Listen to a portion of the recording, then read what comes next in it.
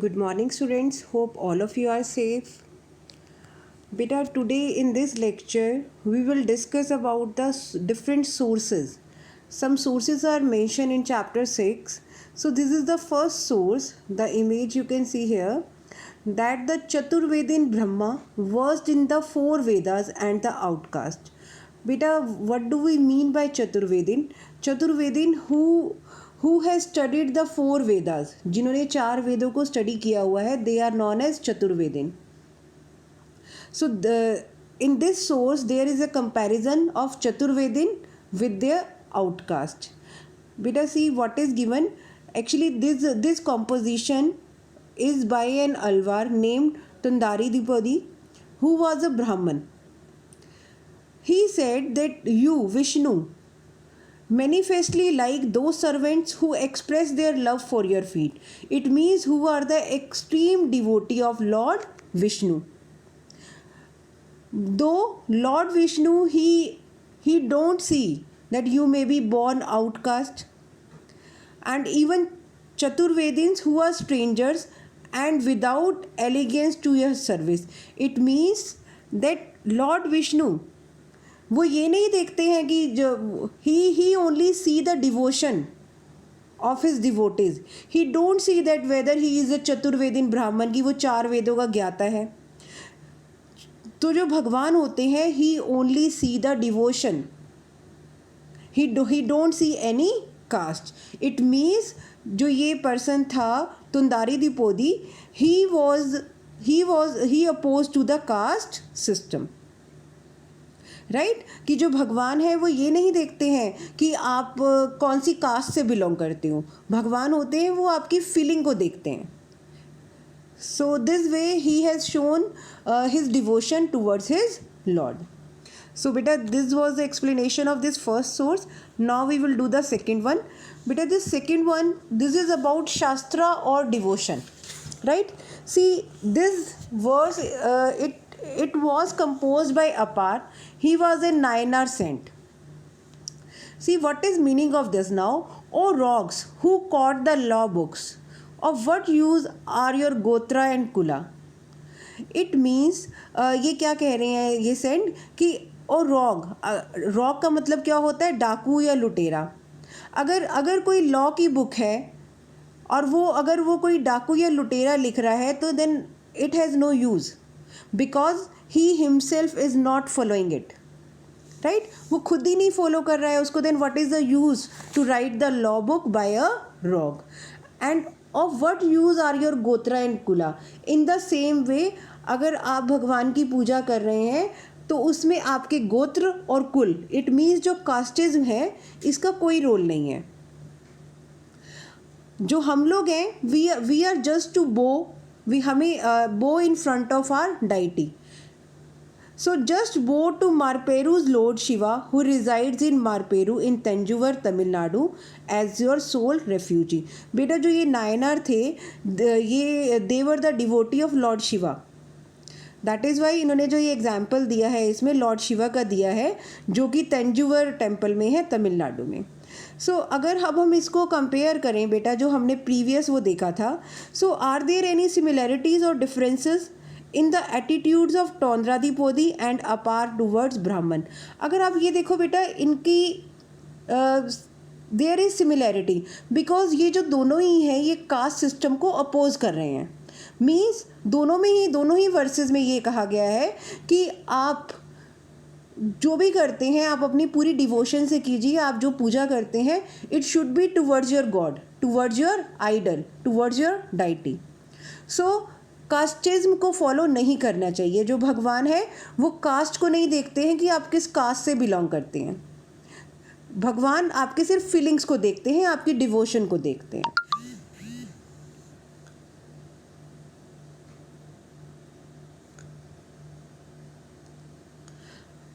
अब बेटा जो ये नेक्स्ट है हमारा, this is source 3 and this is a poem from a Karaikal Amir in which she described herself. अगर आप ये बेटा इसमें one bronze image is also given, you can see here and you can see that it is very horrible. It is looking like a demon.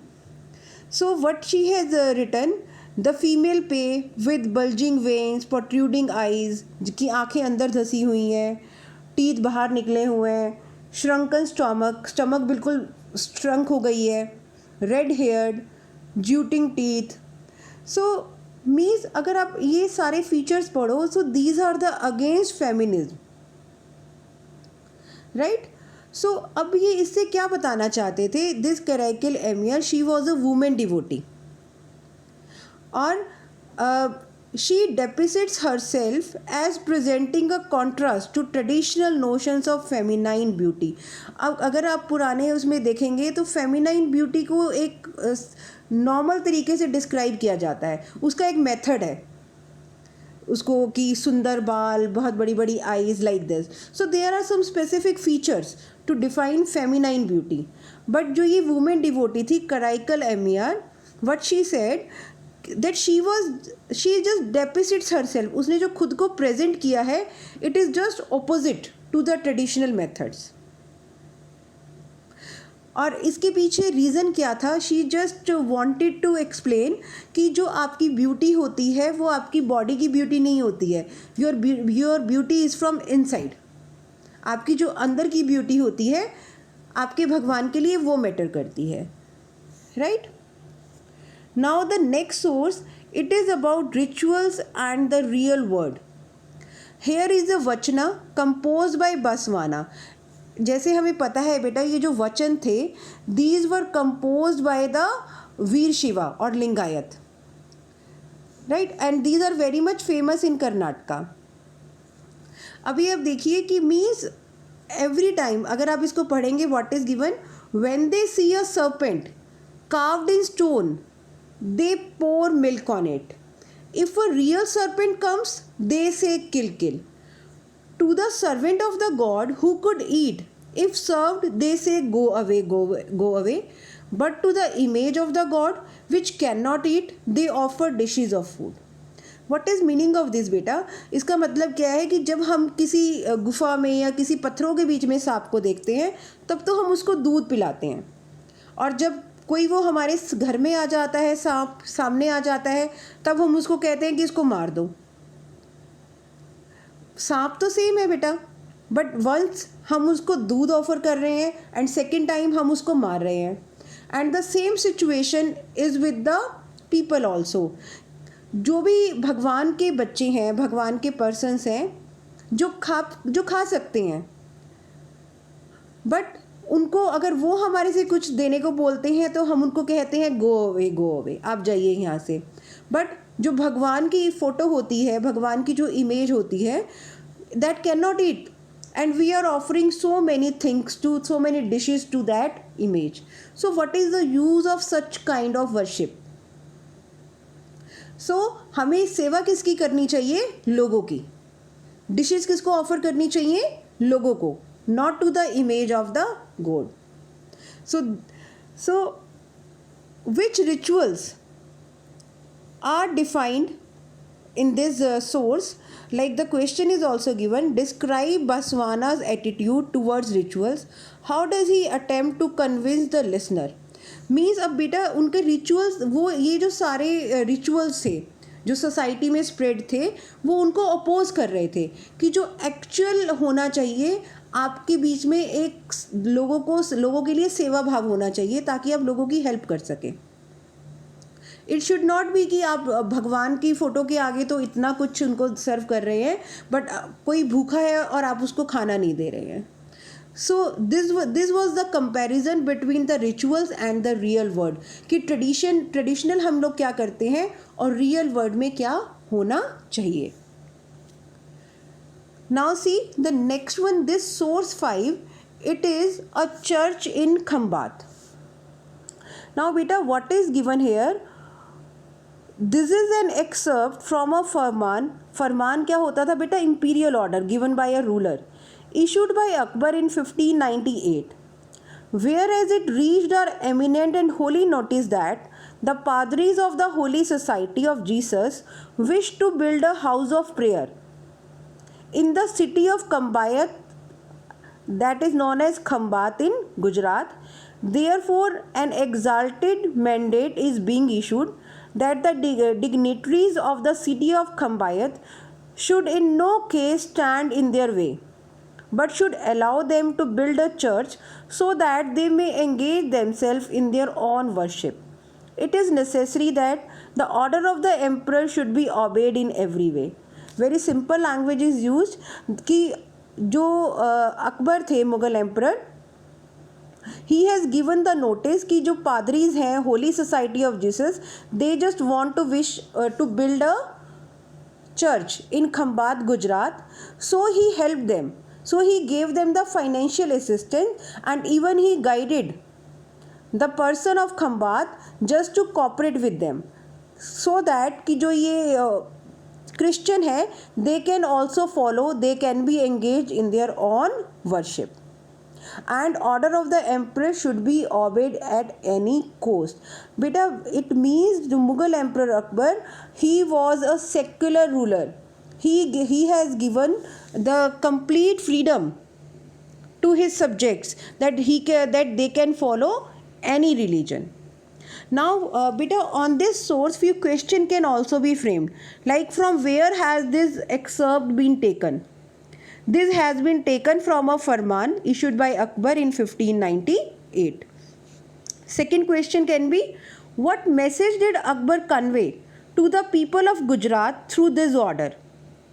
Through this order, Akbar ordered the people of Gujarat to allow the construction of a church at Khambat by Padris of the Holy Society of Jesus.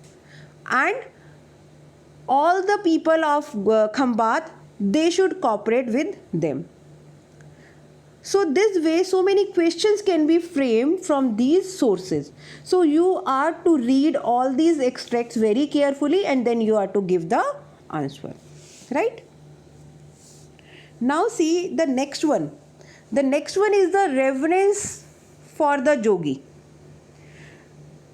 Here is an excerpt from a letter written by Aurangzeb to a Jogi in 1661 to 1662. What is given? The possessor of the sublime station, Shiv Murad Guru Anand Nath Jiyo, may your reverence remain in peace and happiness ever under the protection of Shri Shiv Jiyo. Now beta, it means that he was honoring, he was respecting that person, that Jogi. A piece of cloth for the clock and a sum of 25 rupees, which have been sent as an offering, will reach. Your reverence may write to us whenever there is any service which can be rendered by us.